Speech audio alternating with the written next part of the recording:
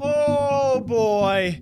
Oh boy, here we go. What's going on, people? Hope you're all doing well. Welcome back to more esports talk. I'm afraid to be making this episode because it's definitely, I would say, a controversial one at that, but yeah, news is news out there, guys. We talked about a couple days back, that being FormaL potentially breaking Call of Duty League rules, as we did point out with gambling sponsors. Any person or participant in the Call of Duty League, supposedly, according to CWL rulebook established back last July of 2019, and we believe going forward, said that you can't actually have gambling sponsors. This is actually following the first tweet by FormaL and actually being sponsored by an online casino and gambling site known as Roobet. There was actually a response from one of his own teammates about this, and people wondering if he had been hacked. He has now doubled down, guys. It is not a hack. It seems to be a sponsor for the guy. And could this be the perfect crime? Could this be the perfect time to be potentially breaking rules, but also acquiring a sponsor, which does actually drive a great debate out there, because when you look through the Reddit, you look through Twitter responses, many people out there having some troubles with FormaL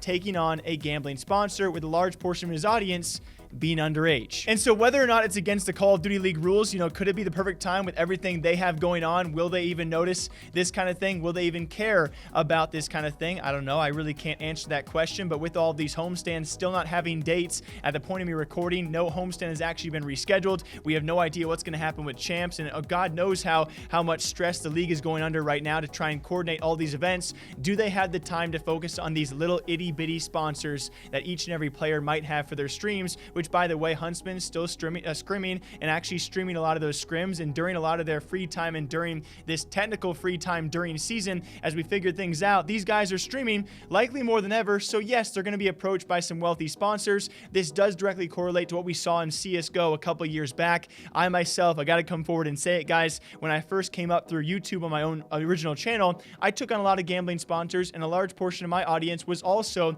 underage. So I come from a bit of a place where I really can't judge FormaL for this. If it's against the rules, I certainly can, and of course he'll probably have to take back the sponsor if it is against the rules. The other part of the debate, though, is will we see this again with Call of Duty pros like we did with CSGO pros? So many CSGO pros before Valve cracked down, so we'll see if Activision does step in with Call of Duty. But Valve and CSGO, they eventually stepped in and said, hey, players, you can't be associated with this kind of stuff. It got way out of hand. There were tons of scams and tons of suspicious activity going along with it as well. Whenever there's this much money involved, it gets to be a bit of a sketchy case to deal with. And again, where I come from, my background, it's tough for me to judge a guy like Matt. Albeit, I really hope he preaches this to his audience. I've definitely aged a lot since I actually used to have my sponsors, and I don't know if I would take those again today, but hopefully he preaches this in a very fair manner, because this can be a very, very bad rabbit hole for any underagers out there, because it is gambling. It's not just match betting. I don't think betting sponsors, when you go to bet on esports or sports matches, are that bad, because you can actually learn a lot about it. When it goes to gambling, that's a game of pure chance, right? Absolutely pure chance. And oftentimes, can you trust these websites? Like a website like Roobet, we have no idea. And with so many people being underage, it certainly was an issue in CSGO that eventually caused Valve to step up and say, we're not going to approve most of these sites. We'll see if Call of Duty does go that direction. As of right now, is FormaL getting away with breaking the rules? I have no idea. Do you guys approve it or not?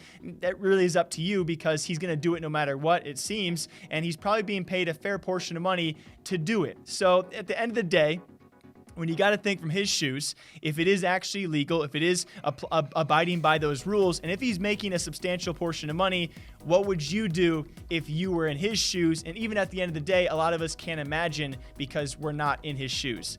I'm not trying to judge here. I'm not trying to come from a bad place at all. It's certainly very weird, though, and I hope the same thing does not happen to Call of Duty. That kind of succumbed a lot of CSGO for some time. We have now proven that CSGO can certainly survive and thrive without gambling, so I hope Call of Duty does not go that same direction. We will see if other pro players out there alongside FormaL pick up some heavy-duty gambling sponsors. Until next time, hope you guys all enjoy. Stay safe out there, and if you guys want to listen to my overall recommendation, keep your money in your pockets.